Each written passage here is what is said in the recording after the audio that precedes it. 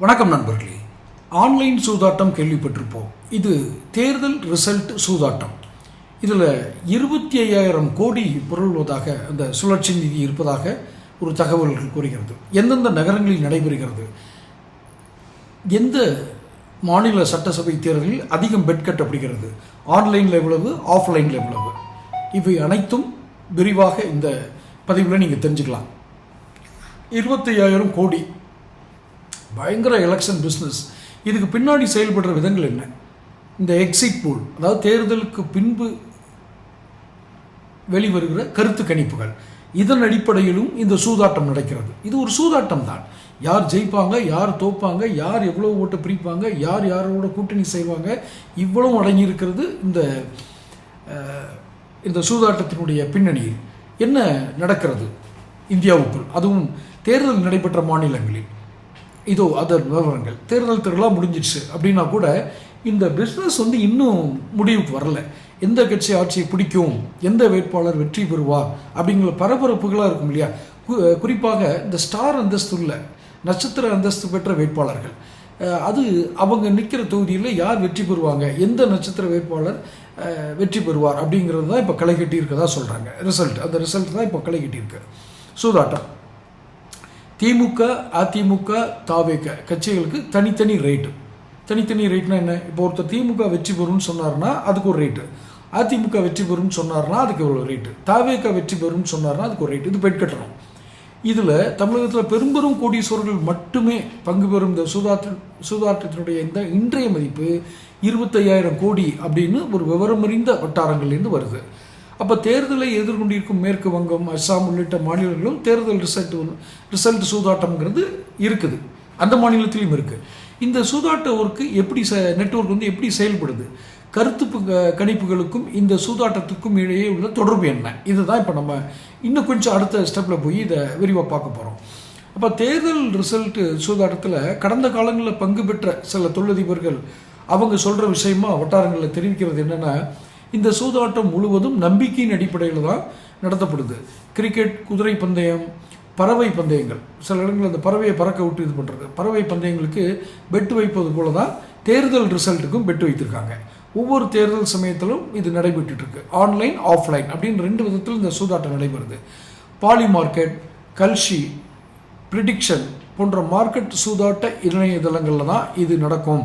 எந்த கட்சி ஜெயிக்கும், எது தோற்கும் அப்படின்னு கேள்வி கேட்கப்படும். இது நமக்கு விருப்பப்படும் கட்சிக்கு பெட் கட்டலாம்.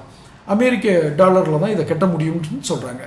நம்மளால் பணம் செலுத்த முடியும். இதற்காக சம்மந்தப்பட்ட இணையதளத்தில் நம்ம வங்கி கணக்கை தொடங்கி ஒரு அக்கௌண்ட்டை உருவாக்கி ஒவ்வொரு கட்சிக்கும் ஒவ்வொரு ரேட்டு விதிக்கப்படுது.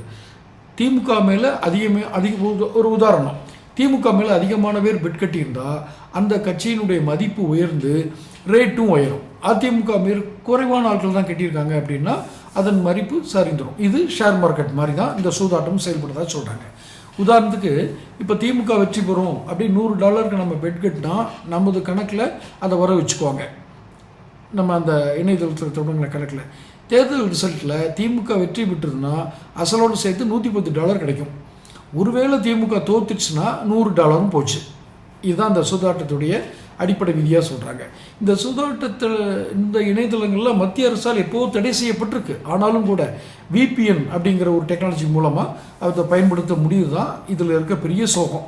சட்டவிரோத செயல்களுக்கு அது வழிவகுக்கதாக சொல்கிறாங்க. பாலி மார்க்கெட் இணையதளம் மட்டுமே தமிழக தேர்தலில் யார் வெற்றி பெறுவார்கள் அப்படிங்கிற கேள்விக்கு கடந்த ஏப்ரல் 23 நிலவரப்படி 189 கோடி ரூபாய்க்கு பெட் தொகை வசூல் பண்ணியிருக்கிறதா தகவல் வருது. சரி, இதனுடைய மொத்த மதிப்பு 25,000 கோடி. இதை எலெக்ஷன் பிஸ்னஸ் அப்படின்னு பார்க்குறாங்க. ஆஃப்லைன் மூலமாக நடைபெறும் ரிசல்ட் சூதாட்டம் தான் ரொம்ப பெரியது. அதுக்கான சென்னை, கோவை, மதுரை போன்ற நகரங்களில் தான் இந்த புக்கிகள் அப்படிங்கிற ஏஜென்ட்டுகள், அதாவது இந்த சூதாட்டத்துக்கு இடைத்தரகராக செயல்படுறவங்க புக்கிகள்னு அழைக்கப்படுறாங்க. இவங்க இந்த சொன்ன நகரங்களில் தான் இருக்கிறாங்க. இவங்களை டைரெக்டாக நீங்கள் அணுகிற முடியுமானா முடியாது. நீங்கள் டைரெக்டாக அவங்கள அப்ரோச் பண்ண முடியாது. என்ன காரணம்?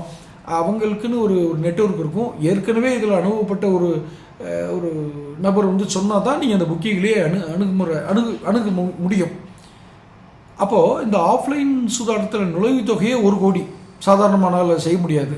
அப்போ அதுக்கு மேல் எத்தனை கோடி வேண்டுமானாலும் நீங்கள் பெட் கட்டலாம். அப்போ குறைஞ்சபட்சமே ஒரு கோடினா பார்த்துக்குங்க.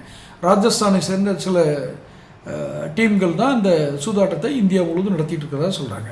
அவங்களுக்கு பெரும் அரசியல்வாதிகள், காவல்துறை அதிகாரிகள் தொடர்பு இருந்தால யாராலும் அவங்களை நெருங்க முடியாது. ஒரு கோடி நுழைவு கட்டணம் ஒருத்தர் செலுத்தணும்னா அப்போ எப்படி கொண்டு வந்திருப்பாங்க? எந்த கட்சி ஜெயிக்கும் அப்படிங்கிற கேள்வியை தாண்டி வேட்பாளர்கள், தொகுதிகள் தொடர்பாகவும் பெட்டிங் நடைபெறுது.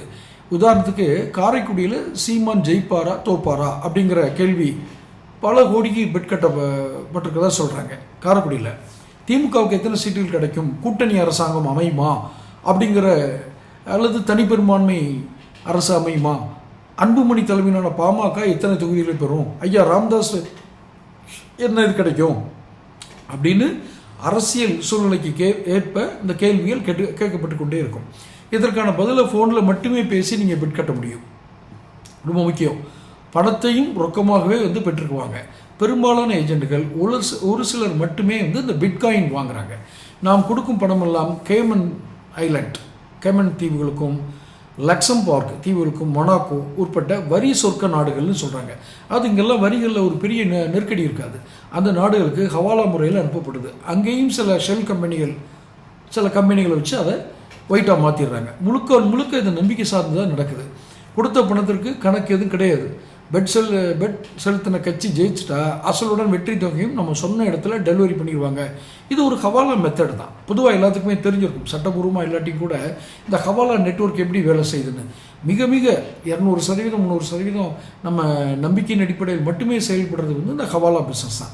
இந்த முறை விஜயினுடைய அரசியல் இன்றைய சூதாட்ட மதிப்பு பன்மடங்கு உயர்ந்திருக்கு. அதனால தான் 2021 8,000 கோடியாக இருந்த இந்த பிஸ்னஸ், இந்த எலெக்ஷன் பெட் பிஸ்னஸ் 2026 25,000 கோடியாக மாறியிருக்கு. விஜய் யாருடைய வாக்குகளை பிரிக்கப் போகிறார், அவரால் யாருக்கு பாதிப்பு, இது போன்ற அரசியல்வாதிகளை மட்டுமல்ல, தேர்தல் ரிசல்ட் சூதாட்டத்தில் ஈடுபடும் பெரும் பண முதலிகளுடைய தூக்கத்தையும் கெடுத்திருக்கு. அப்போ பாருங்கள், இதை வச்சு ஒரு சூதாட்டம் நடைபெறுதுன்னா ஒரு வகையில் நான் சொல்கிறேன், யாருக்கும் இதில் ஒரு பலம் கிடைக்குது. இடையில இருக்க ஏஜெண்டோ ஏதோ ஒரு நிழல் பொருளாதாரம் எப்படி செயல்படுதுங்கிறத நம்மளால் இது பண்ண முடியுது. இதில் ரொம்ப மாயாஜாலம் பண்ணுறது இந்த எக்ஸிட் போல், தேர்தலுக்கு பிந்தைய கருத்து கணிப்பு. இது இந்த சூதாட்டத்துக்கு பெருசாக பயன்படுது. இந்த சூதாட்டத்தை எப்படி பயன்படுத்தி பாருங்க. இப்போ எக்ஸிட் போல் வந்துருச்சுன்னா ரொம்ப குழப்பி அடிக்கிற மாதிரி எக்ஸிட் போல் இப்போ வர்றதுக்கான காரணமும் இப்போ இந்த மாதிரி ஒரு சூதாட்டத்துக்கு உதவி பண்ணுறதுக்காக தான் இருக்குமோன்ற சந்தேகமும் வருது. ஏன்னா எக்ஸிட் போல் ரிசல்ட் எடுக்கிற எந்த நிறுவனமும் அங்கீகரிக்கப்பட்ட நிறுவனமோ பதிவு பெற்ற நிறுவனமோ அரசினுடைய அறிவியல் பூர்வமான சான்றுகளை வைத்திருக்கிற நிறுவனமாக யாருக்கும் தெரியாது. அவங்களா சொல்லுவாங்க, அவங்க ஒரு புள்ளியியல் நிபுணர்கள் நிறைந்த ஒரு குழு தான் இதை எடுத்தது, இது அறிவியல் பூர்வமாக நிரூபிக்கப்பட்டதுன்னு எங்கேயுமே கிடையாது. எல்லாமே யூகம். அந்த யூகத்தையே வைத்து இன்னொரு யூக வடிவம் நடக்குது பாருங்கள், சூதாட்டம். அந்த ரிசல்ட்டை வச்சு ஒரு சூதாட்டம். உலகம் எப்படி சொல்லலுதுன்னு பாருங்கள். இந்த நிதி எப்படியெல்லாம் இந்த பொருளாதாரம் ஈடுபடுதுன்னு பாருங்கள். ஒரு தொழில் தொடங்க வேண்டும் என்றால் உங்களுக்கு முதலீடு கிடைப்பதில் அத்தனை சிரமங்கள் இருக்கும். வங்கியாகட்டும், தனிநபராகட்டும், வங்கி சாராத நிதி நிறுவனங்களாகட்டும் அத்தனை பாடுபட வேண்டும். நீங்கள் உண்மையான திட்டங்களை தீட்டினால் வறுமையின் கீழ் தள்ளப்படுவீர்கள். ஆனால் இது போன்ற சூதாட்டங்களுக்கு இங்கு பெரிய உலகமே இயங்குகிறது. இந்த நாட்டினை இந்த ஜனநாயக மாயையில், ஜனநாயகத்தில் வாழ்கிறோம் என்ற மாயையில் இருக்கக்கூடிய இந்த குடிமக்களை இறைவனும் இயற்கையும் காப்பாற்றட்டும். இப்படி ஒரு இது நடக்குதுன்னு தெரியுது. அதான் என்னோட பதிவுலேயே சொல்லியிருந்தேன். இதெல்லாம் பெரிய அரசியல் முதலைகள், காவல்துறை அதிகாரிகள் முக்கியமாக இவங்கெல்லாம் சம்மந்தப்பட்டிருக்கனால இதெல்லாம் போய் நீங்கள் யார்கிட்ட கம்ப்ளைண்ட் பண்ண முடியும்?